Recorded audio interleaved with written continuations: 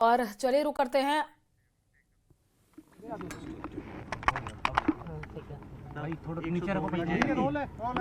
जी sir. 102वीं जयंती है। राजनीति में अजात शत्रु थे। देश भर में बीजेपी को अलग तरीके से पहचाना। देखिए, आज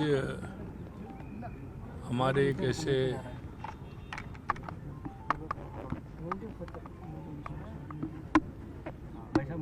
श्रद्धेय माननीय भैरव सिंह शेखावत जी की जन्म जयंती है और आप सभी जानते हैं कि जनसंघ से लेकर के भारतीय जनता पार्टी में जिस तरह से माननीय भैरव सिंह शेखावत जी ने जो इस विचार को लेकर के, एक राष्ट्रवाद की भावना को लेकर के जो उन्होंने एक आंदोलन चलाया था और एक राजनीतिक दृष्टि से अगर हम कहें तो वो उस पीढ़ी के लोग थे। आज़ादी के बाद इस राष्ट्र को किस तरह से मजबूत हो, गरीब कैसे आगे बढ़े, हर व्यक्ति को समानता का भाव कैसे मिले। माननीय भैरव सिंह जी शेखावत साहब ने अंत्योदय की जो परिभाषा राजस्थान से लेकर के पूरे देश के अंदर देने का काम किया।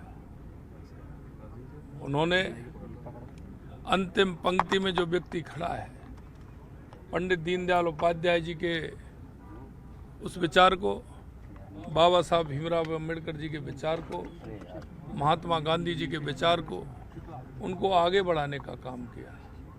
और राजस्थान में पहली बार पूरे देश के अंदर अंत्योदय योजना ला करके उन्होंने अंतिम पंक्ति में खड़े हुए व्यक्ति को सहारा कैसे मिल सकता है, वो आगे कैसे बढ़ सकता है, उसके लिए काम किया। निश्चित रूप से आज उनकी जन्म जयंती है। मैं उनकी जन्म जयंती के अवसर पर उनकी समाधि पर पुष्प अर्पित करने के लिए आया हूँ।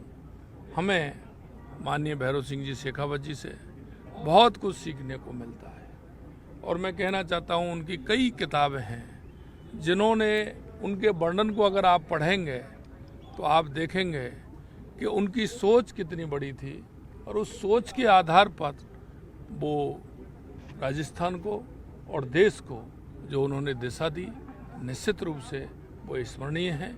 हमें उनका हमेशा याद करना चाहिए। और मैं आज के समय पर इतना ही कहूँगा कि भैरव सिंह शेखावत जी ने इस राष्ट्र को, प्रदेश को और एक दिशा देने का काम किया और हमारे जनसंघ से लेकर के भारतीय जनता पार्टी को मजबूती देने का काम किया। आज ऐसे हमारे श्रद्धेय भैरव सिंह शेखावत जी का जन्मदिन है। बहुत बहुत धन्यवाद।